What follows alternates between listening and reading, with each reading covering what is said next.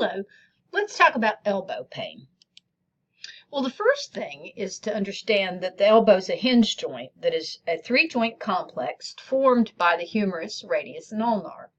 It allows flexion and extension of the elbow. But unfortunately, micro tears of muscles, ligaments, and tendons from inflammation and trauma are common causes of elbow pain, both acute and chronic.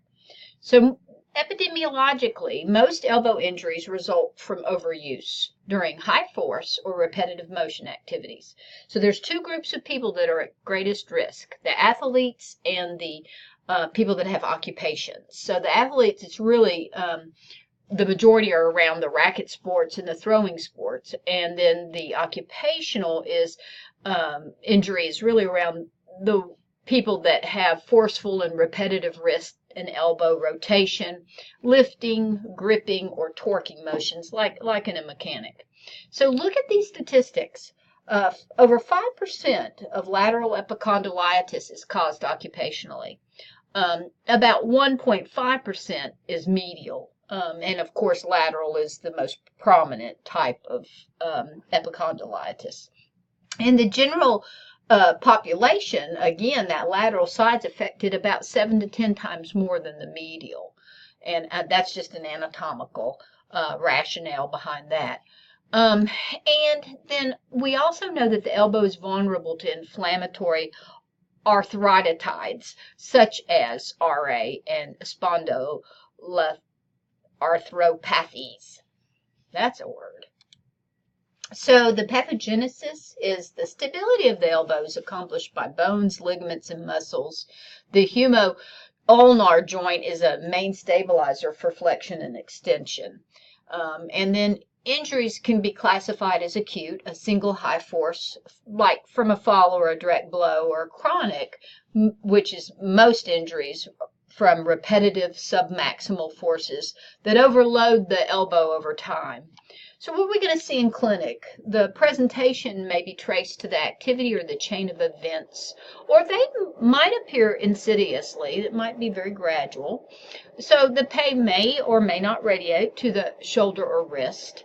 They may experience weakness in the hand, wrist, or elbow. And it's just imperative you collect a thorough history, both recreational and occupational, and or prior elbow injuries.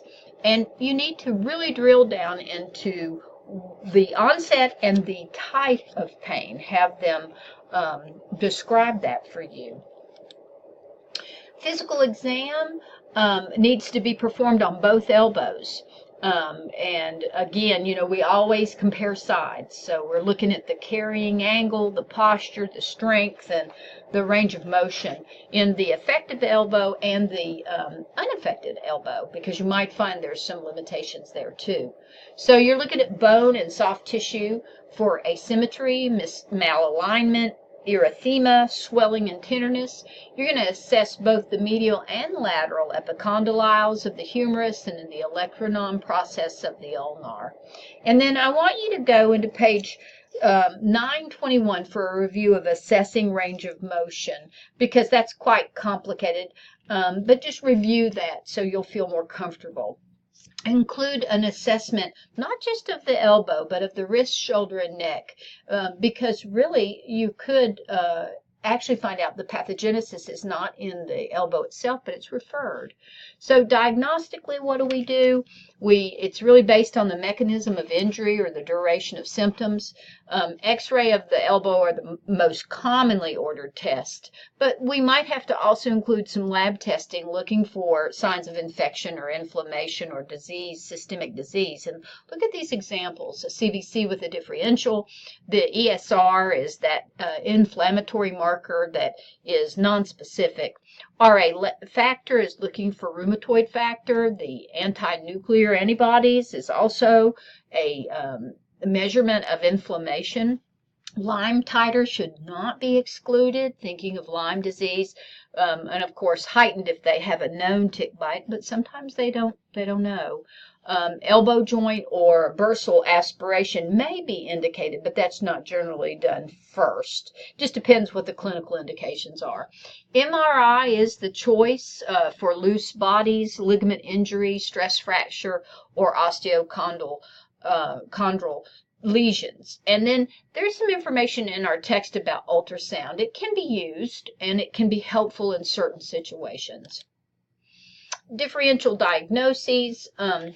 I included this in this section because I really want you to think about what are the most common causes of elbow pain: sprains, fracture, bursitis, and epicondylitis. So that helps you form that differential or that diagnosis.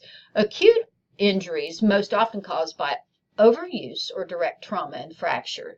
And then systemic disease that causes elbow pain is osteoarthritis, psoriatic arthritis, Lyme's disease, and infection.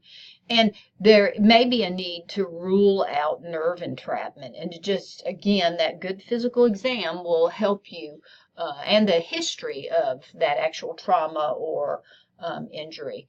So our management or treatment is to begin treatment before injury occurs. Once the injury occurs, then we use protection, rest, rice, compression, elevation, medication, and modalities. I like that acronym, PRICE-MM. And those modalities, could be OTPT.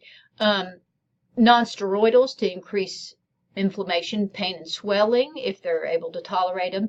And then after 2 weeks of conservative treatment and or ruled out infection, of course, then a steroid injection may be warranted and be very helpful. Splitting the wrist in a 30 to 45 degree extension may be useful in lateral epicondylitis because it prevents that tendon from going over that olecranon area. PT or with ultrasound and E-stim, electrical stimulation for acute, followed by rehab, is often all that's needed. And then if there is a systemic reason, you manage arthritis, you can rest and exercise, balance, joint conservation, and really having them avoid pain-generating activities. And please don't negate the effect of OT. Referral is for the obvious: fracture, dislocation, vascular and neurologic findings, and to a orthopedist physician. And then recurrent injury, failure to improve with basic management, arm weakness, pain or swelling in other joints should be referred for a much more comprehensive workup. PT and OT can be helpful referral, as we mentioned earlier. And then patient education, really looking at injury prevention, early recovery stretching, conditioning exercises, need to rest with any sign or the first sign of pain, and use of ergonomic redesign and proper body mechanics. And then, of course, seek prompt medical attention to minimize complications. Thank you.